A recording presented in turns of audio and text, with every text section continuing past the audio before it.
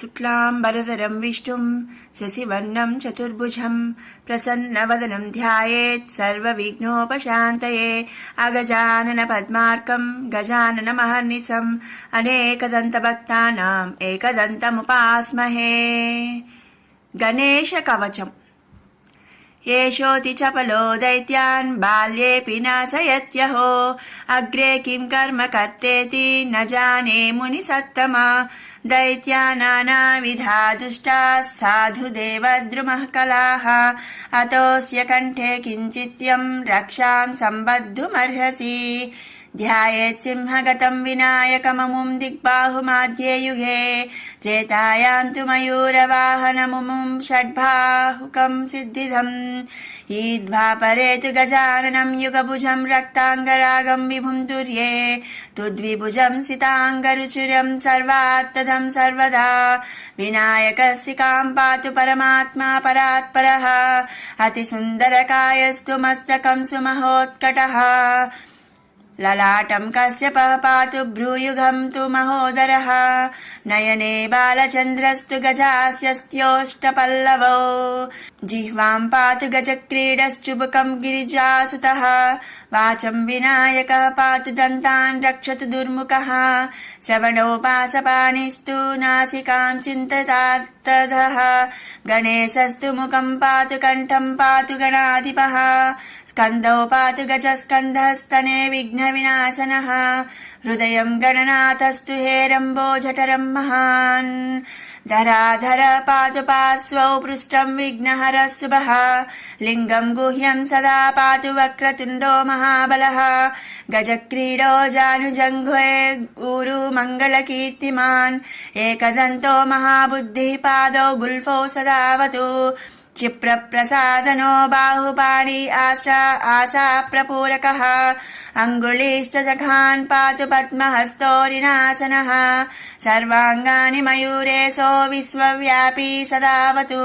अनुक्तमपि यत्स्थानं धूमकेतुः सदावतु आमोदस्त्वग्रतः पातु प्रमोदः पृष्ठतोवतु प्राच्यां रक्षतु बुद्धिः स आग्नेयां सिद्धिदायकः दक्षिणस्यामुमा पुत्रो नैऋत्यां तु गणेश्वरः प्रतीच्यां विघ्नहर्ता व्याध्वायव्यां गजकर्णः कः कौबेर्यां निधिपपायाधीशान्या विसनन्दनः दिवा व्याधेकदन्तस्तु रात्रौ सन्ध्यासु यः विघ्नहृत् राक्षसासुरबेतालग्रह भूतपिशाचतः पाशाङ्कुशधर पातु रजः सत्त्वतमस्मृतिः ज्ञानं धर्मं च लक्ष्मी च लज्जां कीर्तिं तथा कुलम् इव पूर्धनं च ध्यानं च गृहं धारासुतान् सखीन् सर्वायुधधरः पौत्रान् मयूरेशोऽवतात् सदा कपिलो जानुकं पातु गजास्वान् विकटोऽवतु भूर्जपत्रे लिखित्वेदं यः कण्ठे धारयेत् सुधीः न भयं जायते तस्य यक्षरक्षपिशाचतः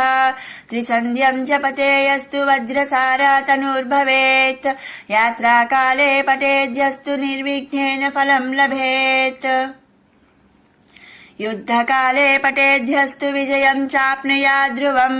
मारणोच्चाटनाकर्षस्तम्भमोहनकर्मणि सप्तवारं जपेदे तद्धनानामेकविंशतिः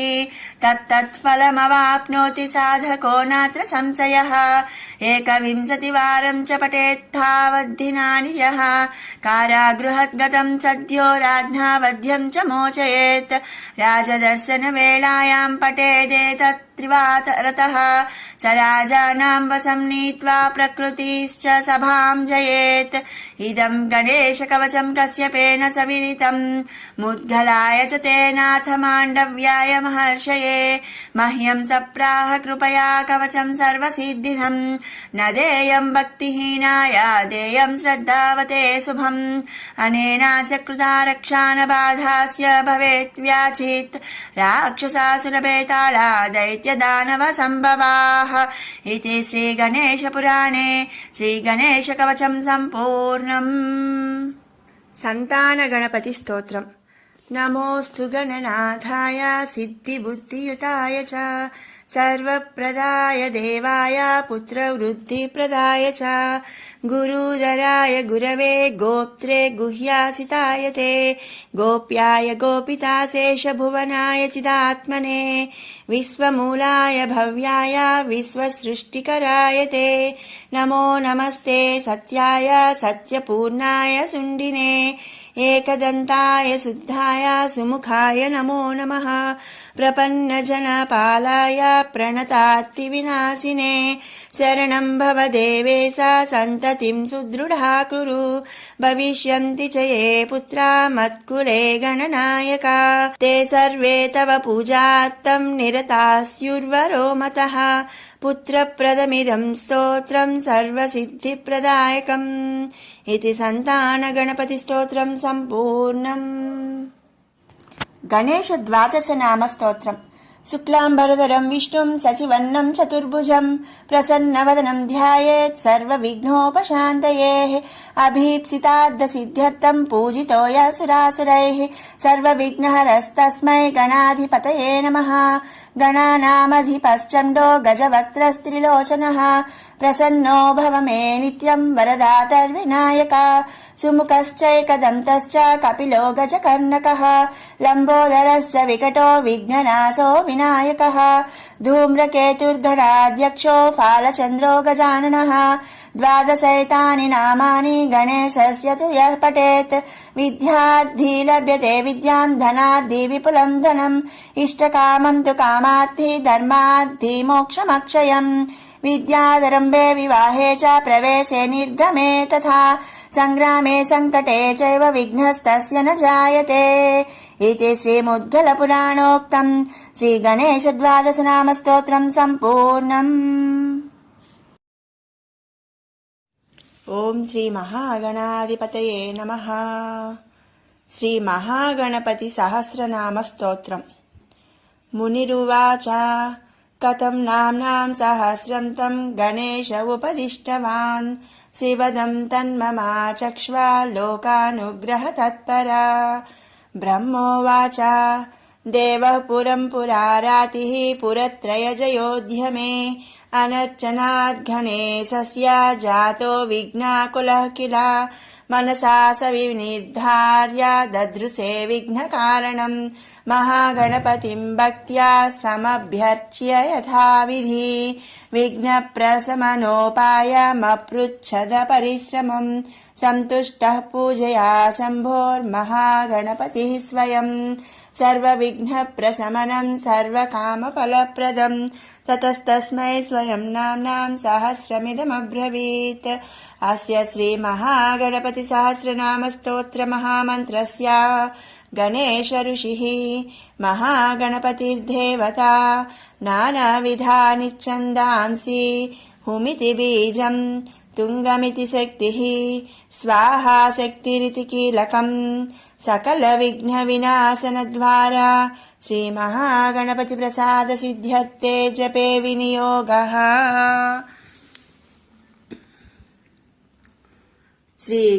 श्रीगणपतिरुवाच ओं गणेश्वरो गणक्रीडो गणनाथो गणाधिपः एकदन्तो वक्रतुण्डो गजवक्त्रो महोदरः लम्बोदरो धूम्रवर्णो विकटो विघ्ननाशनः सुमुखो दुर्मुखो बुद्धो विघ्नराजो गजाननः भीमः प्रमोद आमोदः सुरानन्दो मदोत्कटः हेरम्बः शम्भर शम्भुर्लम्बकर्णो महाबलः नन्दनो लम्पटो भीमो मेघनादो गणञ्जयः विनायको विरूपाक्षो वीरः सूरवरप्रदः महागणपतिर्बुद्धिप्रियः क्षिप्रप्रसादनः रुद्रप्रियो गणाध्यक्षा उमापुत्रो घनासनः कुमारगुरुरीशानपुत्रो मूषकवाहनः सिद्धिप्रियः सिद्धिपतिः सिद्धः सिद्धिविनायकः अविघ्नस्तुम्बुरोः सिंहवाहनो मोहिनीप्रियः कटङ्कटो राजपुत्रः सकलसम्मितोमितः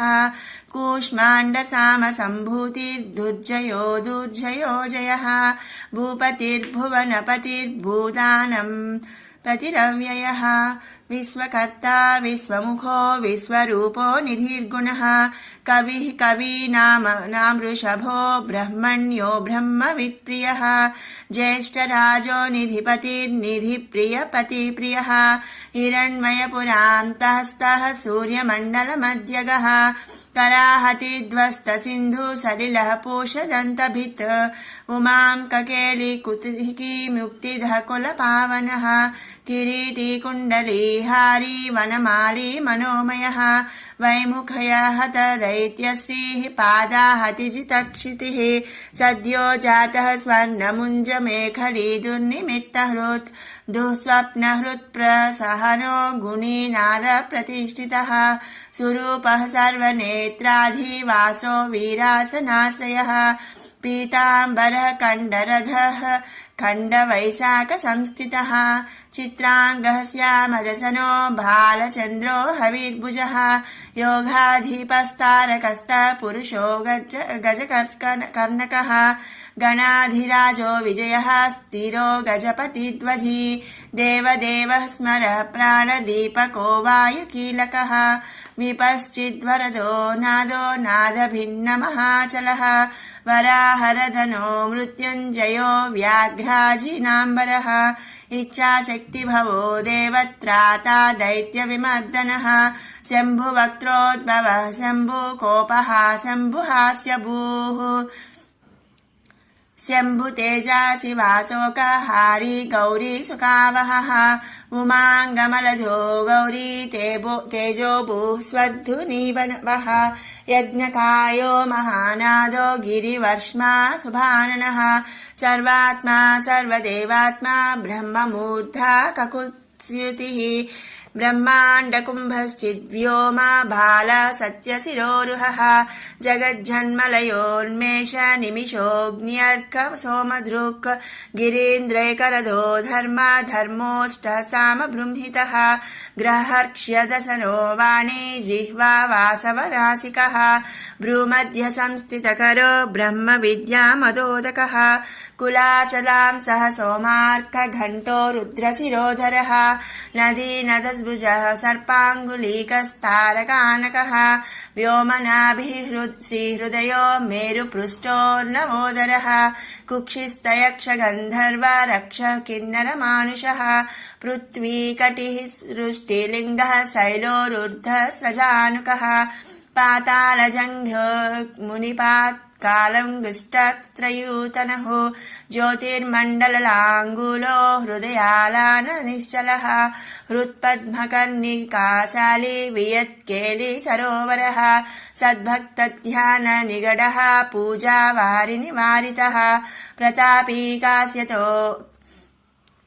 प्रतापी काश्यपो मन्ता गणकोविष्टपीबली यशस्वी धार्मिको जेता प्रथमः प्रमथेश्वरः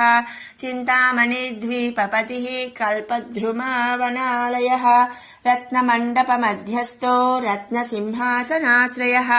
तीव्राशिरोद्धृतपदो ज्वालिनी मौलिलालितः नन्दानन्दितपीठश्रीर्भोगवद्भूषितार्सनः सकामदायिनी पीठः स्फुरदुग्रासनाश्रयः तेजोवती शिरोरत्नं सत्या नित्यावतंसितः सविघ्ननाशिनी पीठः सर्वशक्त्यम्बुजालयः लिपिपद्मासनाधारो वह्निधामत्रयालयः उन्नतप्रपदो गूढगुल्फः संवृतपार्ष्णिकः पीनजङ्घः श्लिष्टजानुः स्थूलोरुप्रोन्नमत्कटिः निम्ननाभिः स्थूलकुक्षिः पीनवक्षा बृहद्भुजः पीनस्कन्धः कम्बुकण्ठो लम्बोष्ठो लम्बनासिकः भग्नवामरदस्तुङ्गसव्यदन्तो महाहनुः ह्रस्वनेत्रत्रयः शूर्पकर्णो निबिडमस्तकः स्तबकाकारकुम्भाग्रो रत्नमौलिर्निरङ्कुशः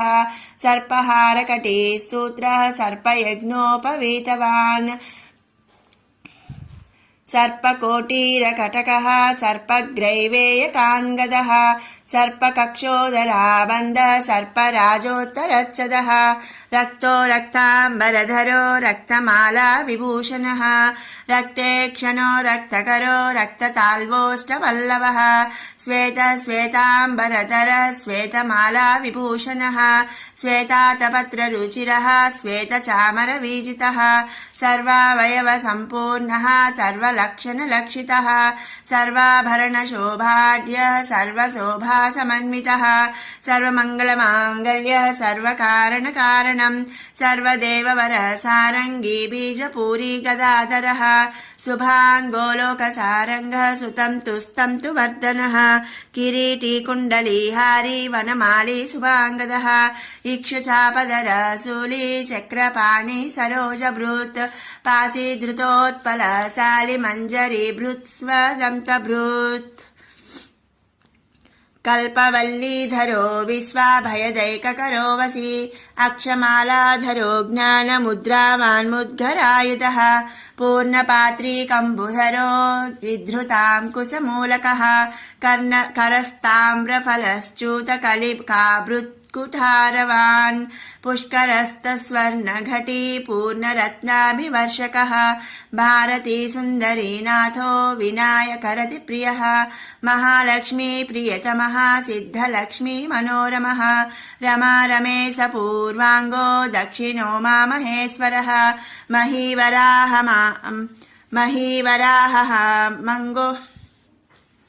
महीवराह वामाङ्गो रतिकन्दर्प पश्चिमः आमोदमोदजननः सप्रमोदप्रमोदनः संवर्धितमहावृद्धिर्वृद्धिसिद्धिप्रवर्धनः दन्तसौमुख्यसुमुखः कान्तिकन्दलिताश्रयः मदनावत्याश्रितां गृहीकृतवैमुख्यदुर्मुखः विघ्नसम्पल्लवः पद्मः सर्वोन्नतमधद्रवः विघ्नकृन्निघ्नचरणो द्राविणी शक्तिसत्कृतः तीव्रा प्रसन्ननयनो ज्वालिनी पालितैकदुरुक् मोहिनी मोहनो भोगदायिनी कान्तिमण्डनः कामिनी कान्तवक्त्रश्रीरधिष्ठितवसुन्दरः वसुधारा मदोन्नादो महाशङ्खनिधिप्रियः नमद्वसुमती माली महापद्मनिधि प्रभुः सर्वसद्गुरुसंसेव्यः शोचिष्केशहृदाश्रयः ईशानमूर्धा देवेन्द्रशिखः पवननन्दनः प्रत्युग्रनयनो दिव्यो दिव्यास्त्रशतपर्वधृक् ऐरावतादि सर्वासा वारणो वारणप्रियः वज्राध्यस्त्रपरिवारो घनचण्डसमाश्रयः जया जय परिकरो विजया विजयावहः अजयार्चितपादाब्जो नित्यानन्दवनस्थितः विलासिनी कृतोल्लास सौण्डी सौन्दर्यमण्डितः अनन्तानन्तसुखदः सुमङ्गलः ज्ञानाश्रयः क्रियाधारा इच्छाशक्तिनिषेवितः सुभगा संश्रितपदो ललिताश्रयः कामिनी पालनः कामकामिनी केलिलालितः सर्वस्वत्याश्रयो गौरी नन्दनः श्रीनिकेतनः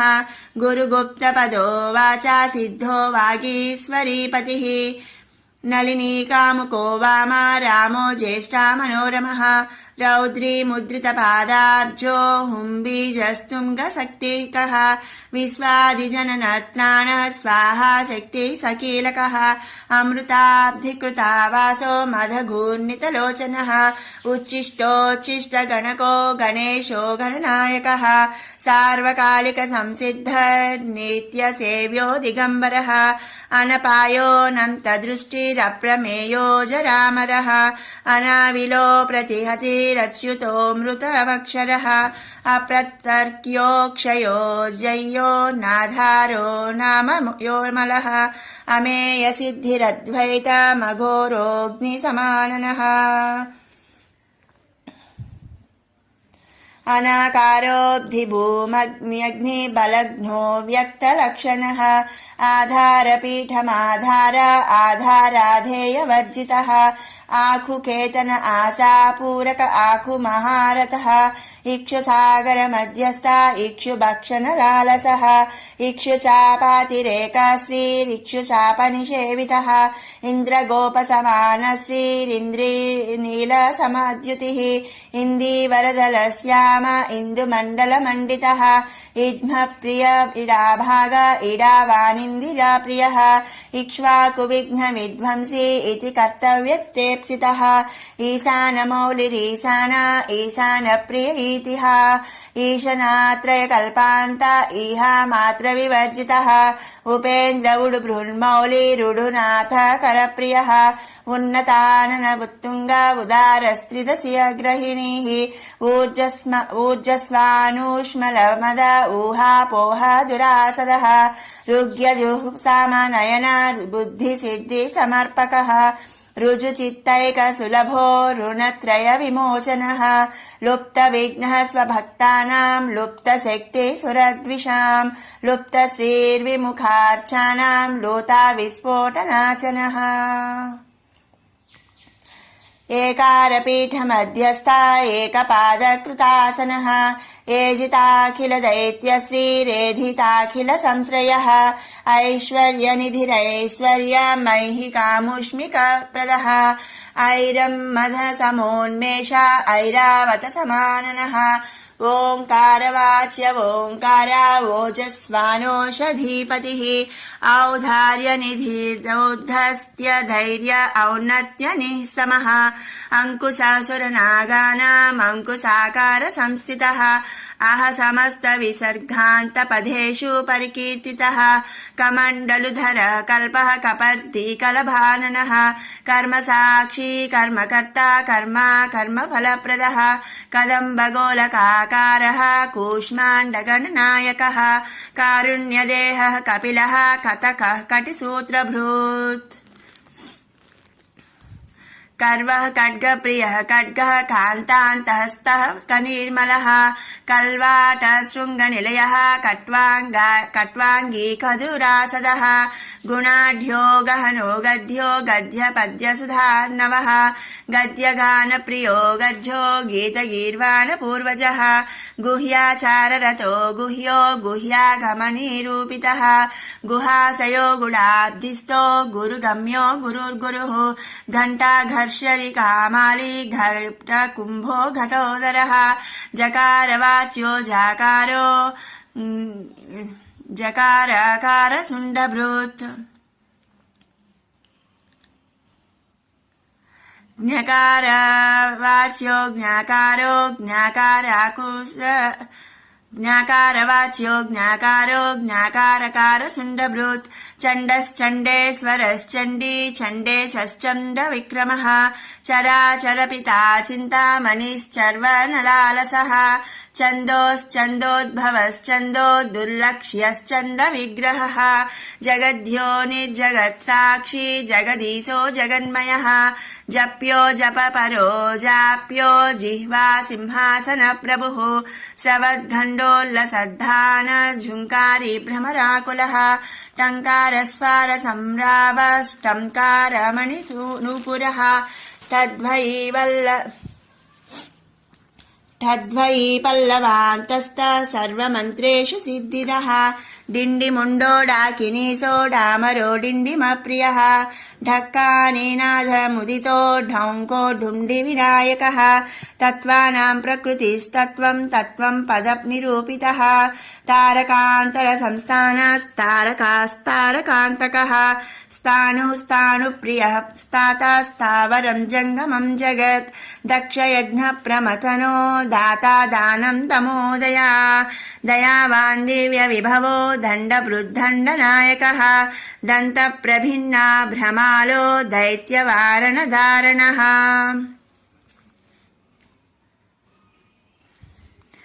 दंश्रालग्नद्वीपघटो देवार्तनृगजाकृतिः धनं धनपतेर्बन्धुर्धनदो धरणीधरः ध्यानैकप्रकटो ध्येयो ध्यानं ध्यानपरायणः ध्वनिप्रकृतिचीत्कारो ब्रह्माण्डावलिमेकलः नन्द्यो नन्दिप्रियो नादो नादमध्यप्रतिष्ठितः निष्कलो निर्मलो नित्यो नित्यानित्यो निरामयः परं व्योम परं धाम परमात्मा परं पदं परात् परः पशुपतिः पशुपाशविमोचनः पूर्णानन्दः परानन्दः पुराणपुरुषोत्तमः पद्मप्रसन्नवदनः प्रणताज्ञाननाशनः प्रमाणप्रत्ययातीतः प्रणतार्तिनिवारणः फणिहस्तः फणिपतिः फूत्कारः फणिप्रियः बाणार्चिताङ्घ्रियुगलो बालकेलिकुतूहली ब्रह्मार्चितपदो ब्रह्मचारी बृहस्पतिः बृहस्तमो परो ब्रह्मण्यो ब्रह्मवित्प्रियः बृहन्नादाग्र्यचीत्कारो ब्रह्माण्डावलिमेकलः भ्रूक्षेपदत्तलक्ष्मीको भर्गो भद्रो भयापहः भगवान् भक्तिसुलभो भूतिभूषणः भव्यो भूतालयो भोगदाता भ्रूमध्यगोचरः मन्त्रो मन्त्रपतिर्मन्त्री मदमत्तो मनोमयः मेकलाहीश्वरो मन्दगतिर्मन्दनिवेक्षणः महाबलो महावीर्यो महाप्राणो महामनः यज्ञो यज्ञपतिर्यज्ञगोप्ता यज्ञफलप्रदः यशस्करो योगगम्यो याज्ञिको याजकप्रियः रसो रसप्रियो रस्यो रञ्जको रावणार्चितः राज्यरक्षाकरो रत्नगर्भो राज्यसुखप्रदः लक्ष्यो लक्षपतिर्लक्ष्यो लयस्थो लड्डुकप्रियः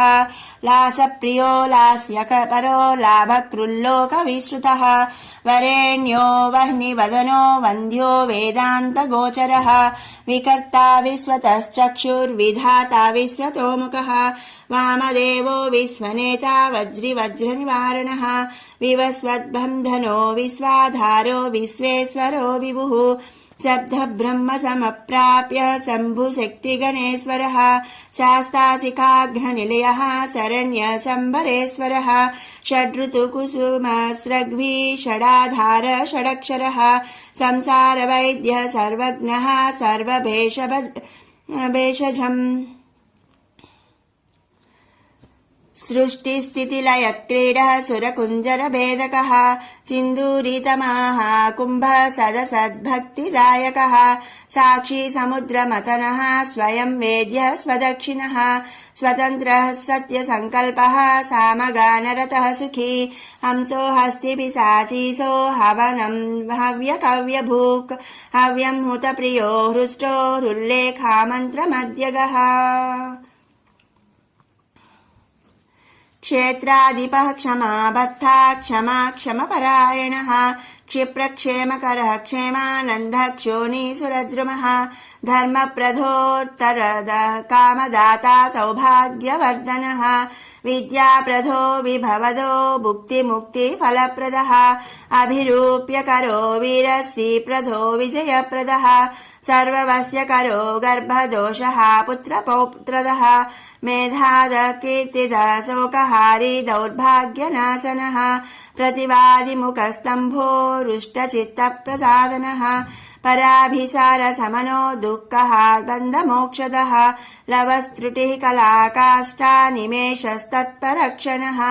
घटीमुहूर्तः प्रहरो दिवानक्तमहर्निशम् पक्षो मासत्वयैराब्धयुगम् कल्पो महालयः राशिस्तारातिथैर्योगो वारः करणमंसकम् लग्नं होराकालचक्रम् मेरु सप्तर्षयो ध्रुवः राहुर्मन्दः कविज्जीवो बुधो भौमः शशिरविः कालः सृष्टिस्थितिर्विश्वं स्थावरं जङ्गमं जगत् भूरापोऽग्निर्मधुर्वियोग्माहं कृतिः प्रकृतिः पुमान् ब्रह्मा विष्णु शिवो रुद्र ईश शक्ति सदाशिवः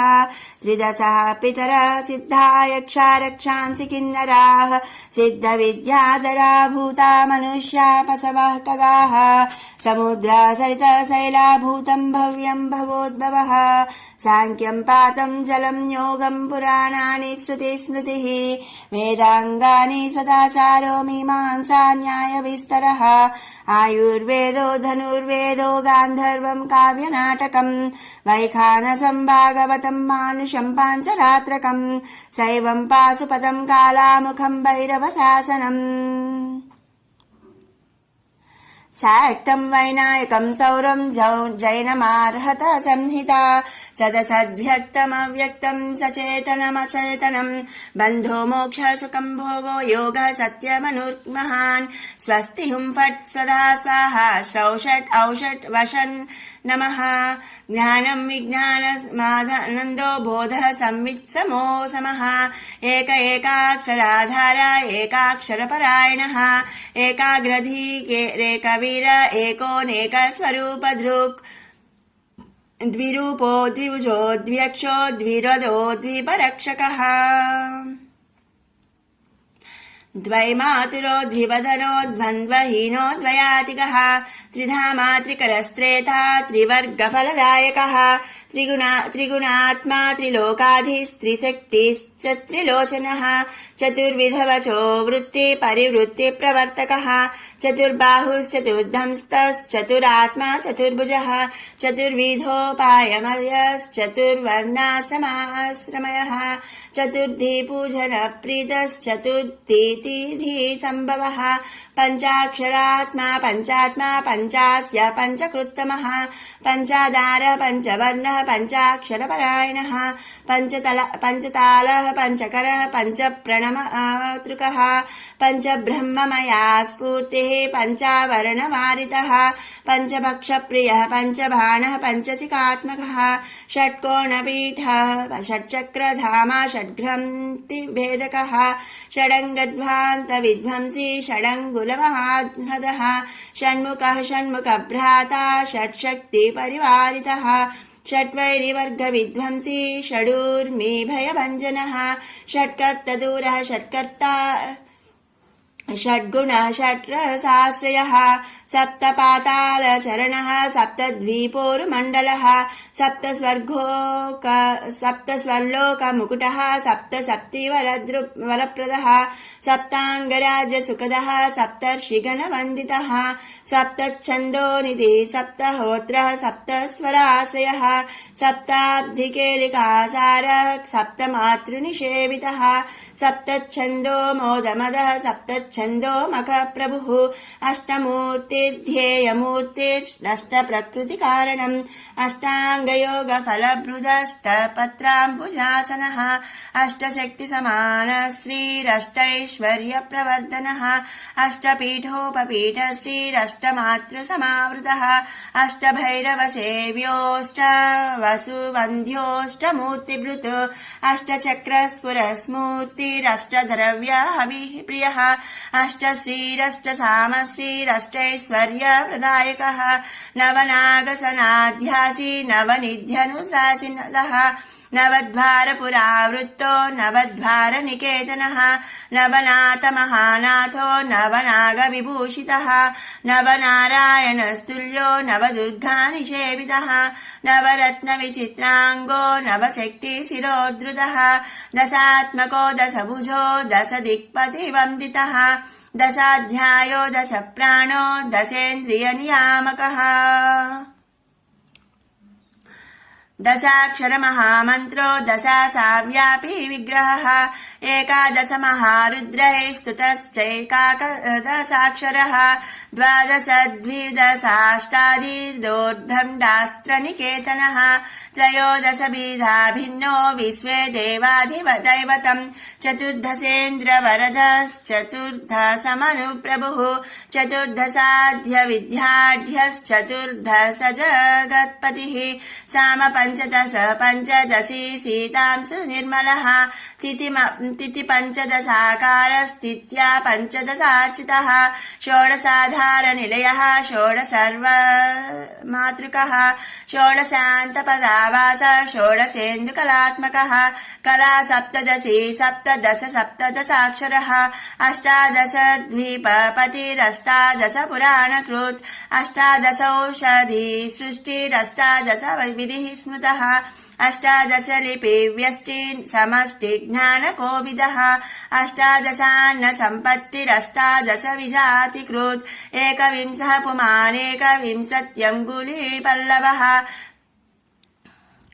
చతుర్వింశతి తత్వాత్మా పంచవింశాఖ్య పురుషః సప్తవింశతి తారేష సప్తవింశతి యోగకృత్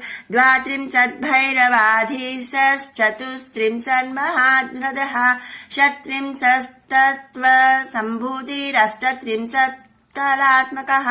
పంచాశద్విష్ణుశక్తిశః పంచాశన్మాతృకాలయః ద్విపంచాశద్వపుః శ్రేణీ త్రిషష్ట్యక్షర సంశ్రయः పంచాశదక్షర శ్రేణీ పంచాశద్రుద్రవిగ్రహः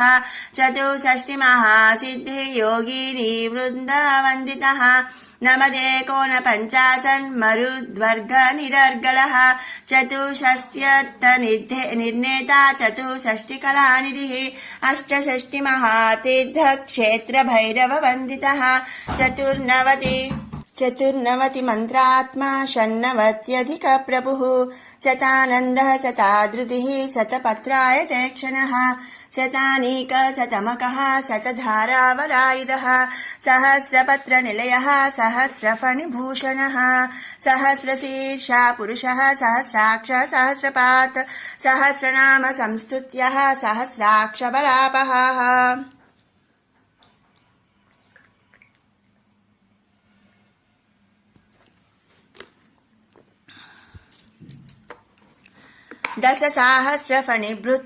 दशसाहस्रफणिभृत्फणिराजकृतासनः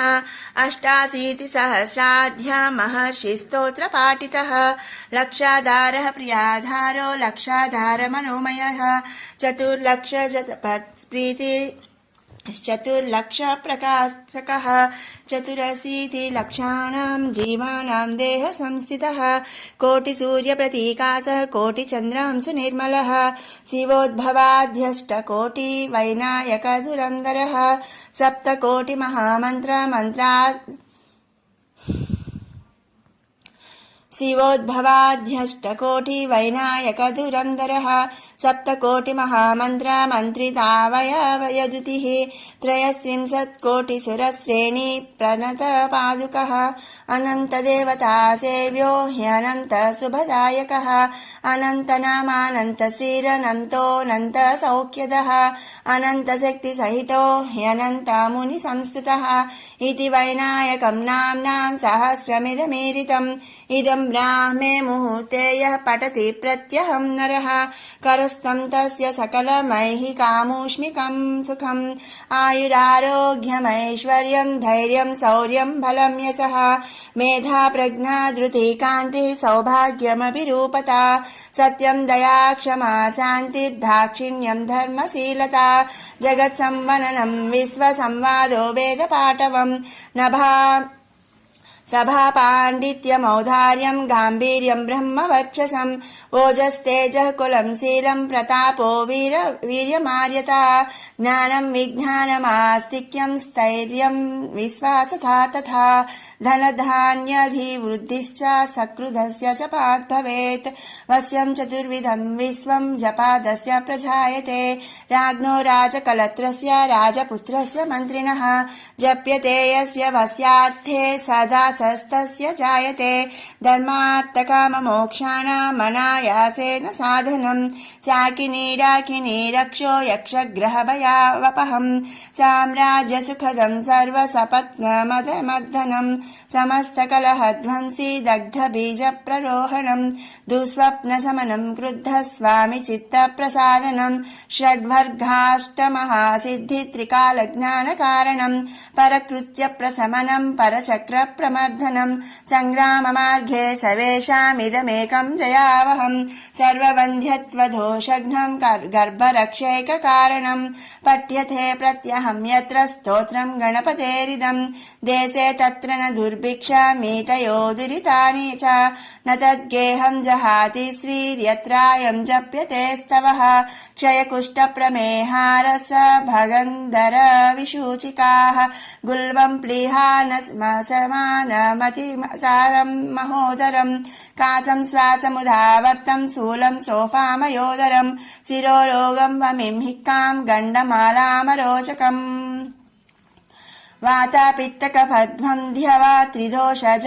जनितज्वरम् आगन्तु विषमम् शीतमुष्णम् चैकाहिकादिकम् इत्याद्युक्तमनोक्तम् वा रोगदोषादिसम्भवम् सर्वम् प्रशमयत्यासु स्तोत्रस्यास्य सकृज्जन्पः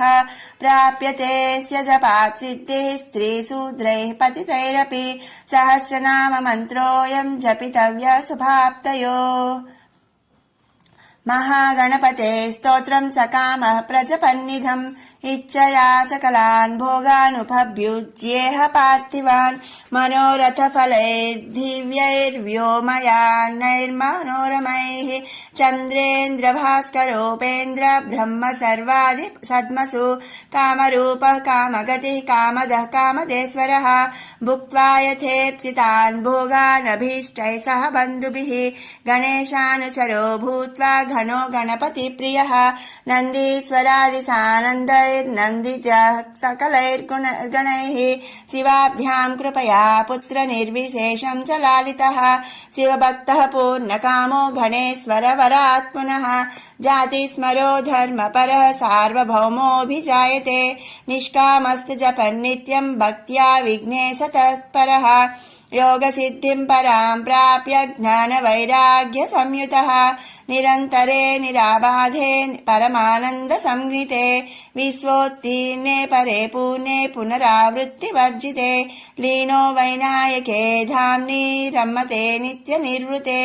यो नामभिहृतैर्धत्रैः पूजयेदर्चयेन्नरः राजानो वस्यताम् यान्ति रिपवो यान्ति दासताम् तस्य सिद्ध्यन्ति मन्त्राणाम् दुर्लभाश्चेष्टसिद्धयः मूलमन्त्रादपि स्तोत्रमिदम् प्रियतमम् मम नभस्ये मासि शुक्लायाम् चतुर्थ्याम् मम जन्मनि दूर्वाभिर्नामभिः पूजाम् तर्पणम् विधिवच्चरते अष्टद्रव्यैर्विशेषेण कुर्यात् भक्ति सुसंयुतः तस्येप्सितम् धनम् धान्यमैश्वर्यम् विजयो यशः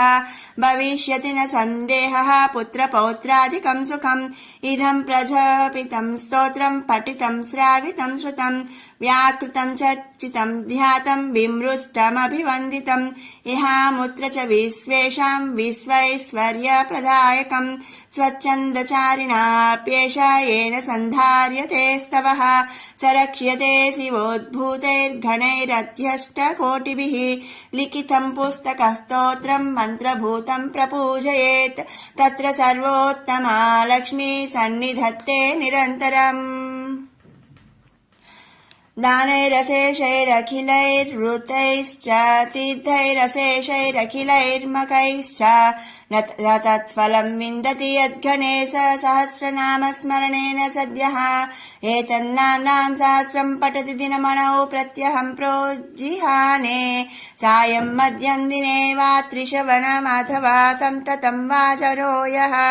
सस्यादैश्वर्यदुरयः प्रभवति वचसाम् कीर्तिमुच्चैस्तनोति दारिद्र्यम् हन्ति विश्वम् विषयति सुचिरम् वर्धते पुत्रपौत्रैः अकिञ्चनोऽप्येकचित्तो नियतो नियतासनः प्रजपंश्चतुरो मासान् गणेशार्चन तत्परः